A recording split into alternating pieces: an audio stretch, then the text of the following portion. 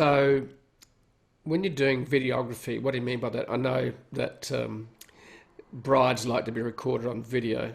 Um, um, sort of, I've got sort of pictures of a wedding planner type of guy.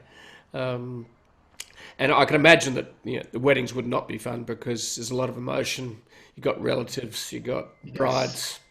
So Drunk people. I mean, it all kind of goes in there. Well, one of the interesting things that I think people avoid, especially when they're getting into a new career or a new venture, is working for free. And so there's this wonderful platform that has pitfalls and all kinds of interesting opportunities called Craigslist.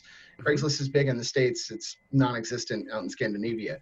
But I would basically say, yeah, I'll be a plus one to do some video and photo work for a wedding or for a product shoot, whatever the case is.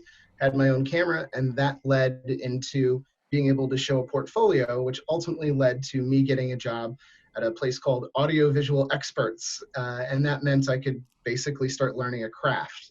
And that's kind of how I squeezed into a space that, yeah, I had no experience in prior.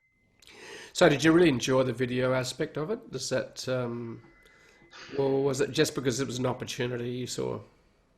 I think it's the latter. I mean, I always have a soft spot for it. I certainly enjoyed doing a lot of the more creative stuff in school. I think the issue is that everybody wants to be creative. Everybody wants to have an outlet for visually stunning things, but the reality is not everybody's good at it. And also, that doesn't always pay the bills. And I found that if I was just a little better at some of the technical stuff, it put me into a much higher pay grade and also gave me a lot more opportunities. Right. So you were doing stuff for free initially? That's how it always works. That's true. Um, the reality on that is the best way to find out what you really want is to do stuff.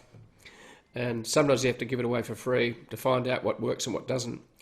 And I totally get that. So you put yourself out there, you started creating content, and then you're going, how can I monetize this? Is that correct? I'm still working on that. I don't know. I mean, I look at your website and I'm like, man, this guy's impressive. I think we all have this kind of desire to put a lot of things out there and hope that it resonates with certain people. And I'm sure with the events that you do, most of them probably don't fill your pockets. It's more so of a step that brings you in front of people that might provide an opportunity. I could be wrong.